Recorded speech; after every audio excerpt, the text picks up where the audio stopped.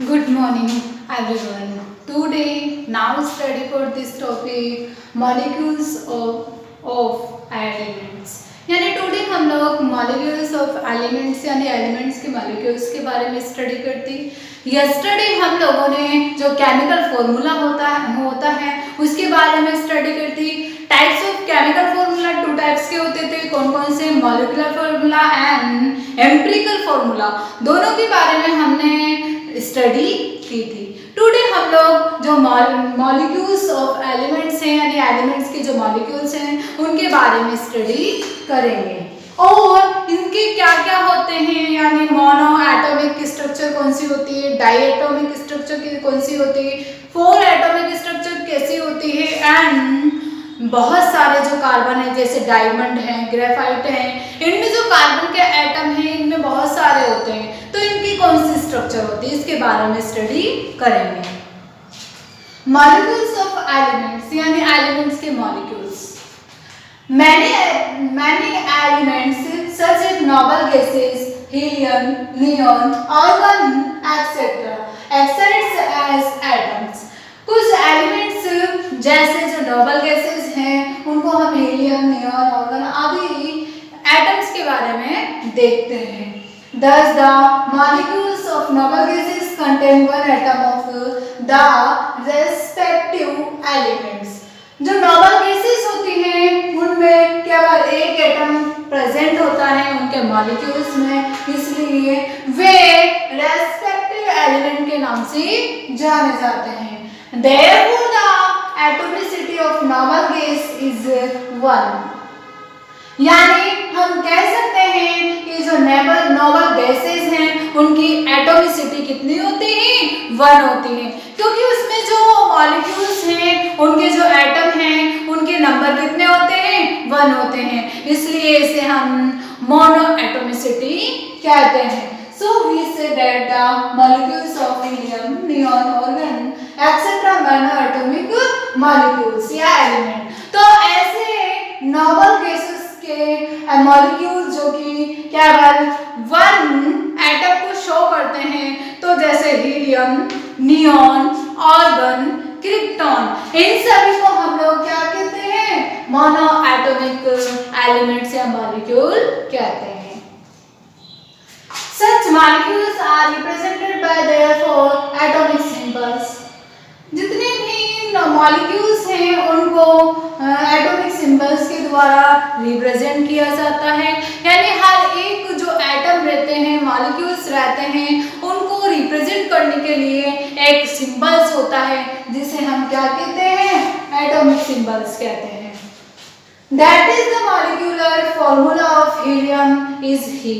अगर हम for example के रूप में हीलियम क्या लेते हैं, नोबल गैसेस का मॉलिक्यूलर फॉर्मूला लिखते हैं, तो क्या लिखेंगे हम, He, यानी क्योंकि 1 मोनो एटॉमिक एटम है इसलिए हम इसे He से रिप्रेजेंट करेंगे। ये हमारा हो गया मॉलिक्यूल्स ऑफ एलिमेंट्स यानी एलिमेंट्स के मॉलिक्यूल्स, जिसमें हम नोबल गैसेस के बारे में स्टडी की थी।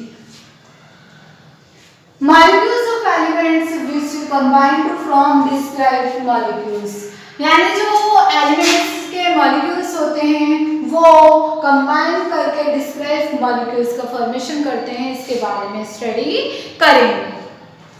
The atoms of most non-metallic elements combine to form discrete molecules. Way atom जो मोस्टली नॉन मेटेलिक एलिमेंट से क्या करते हैं, कंबाइन करते हैं, तो ऐसे मॉलिक्यूल्स को हम डिस्क्रीट मॉलिक्यूल्स के नाम से जानते हैं, यानी वे एटम या मॉलिक्यूल्स जो नॉन मेटेलिक एलिमेंट से कंबाइन करते हैं उन्हें डिस्क्रीट मॉलिक्यूल्स के नाम से जाना जाता है। Such molecules contain 2 or more atoms of the elements and therefore have the atomicity of 2 and more than 2. तो ऐसे मॉलिक्यूल्स जो 2 या 2 से अधिक एटम से क्या होते हैं, बने हुए रहते हैं, तो इन एलिमेंट्स या मॉलिक्यूल्स की जो एटॉमिसिटी है वो 2 या 2 से अधिक होती है, क्योंकि हम लोग सिंपली देख सकते हैं अगर कोई एटम या मॉलिक्यूल्स या एलिमेंट्स एक से बना हुआ है तो उन्हें मोनो एटॉमिसिटी मॉलिक्यूल्स कहते हैं और उनको क्या करते हैं, रिप्रेजेंट करते समय एक ही एटम से रिप्रेजेंट करेंगे। अगर कोई एलिमेंट्स या मॉलिक्यूल्स हैं जो दो या दो से अधिक एटम से बने हुए हैं तो उनकी एटॉमिसिटी भी क्या होगी, दो या दो से अधिक होगी। फॉर एग्जाम्पल देखते हैं हम gases like hydrogen, nitrogen, oxygen and chlorine from diatomic molecules. जो कुछ गैसेस हैं जैसे hydrogen, nitrogen, oxygen and chlorine, ये क्या है, डाई एटॉमिक मॉलिक्यूल्स हैं। Thus the molecules of hydrogen, nitrogen, oxygen and chlorine are diatomic molecules. That is the atomicity of hydrogen, nitrogen, oxygen and chlorine etc. is 2. यानी कुछ gases हैं hydrogen, nitrogen, oxygen, chlorine जो कि दो atom से मिलकर बनी हुई रहती हैं, इसलिए इन मॉलिक्यूल्स को हम डायटोमिक मॉलिक्यूल्स कहते हैं। और इसकी एटॉमिसिटी इन सभी गैसेस की कितनी होगी, 2 होगी, क्योंकि ये 2 एटम से क्या है, बने हुए हैं। अगला एग्जांपल है फास्फोरस फॉर्म ए मॉलिक्यूल कंटेनिंग 4 फास्फोरस एटम, यानी जो फास्फोरस रहता है वो फास्फोरस 4 यानी 4 फास्फोरस एटम से कंटेन रहता है। Thus the molecules of yellow phosphorus P4 is a tetraatomic molecule. तो ऐसे मॉलिक्यूल्स जो कि 2 या 2 से अधिक, यानी हम कितना एग्जांपल ले रहे हैं फास्फोरस का, यानी वे मॉलिक्यूल्स जो 4 एटम से मिलकर बने हुए रहते हैं उन्हें टेट्राएटॉमिक मॉलिक्यूल्स कहते हैं और उनकी एटॉमिसिटी कितनी होगी, 4 होगी, क्योंकि 4 एटम से वो क्या है, बने हुए हैं।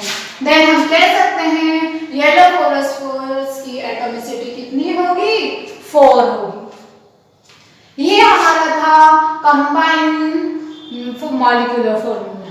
अगला हम देखते हैं molecules of elements which from network formula. कुछ एलिमेंट्स के मॉलिक्यूल्स जो कि नेटवर्क मॉलिक्यूल्स के बारे में बताते हैं। The elements such as carbon from network structure, कुछ ऐसे एलिमेंट्स हैं जो कि कार्बन से क्या करके कंबाइन करके नेटवर्क स्ट्रक्चर को शो करते हैं।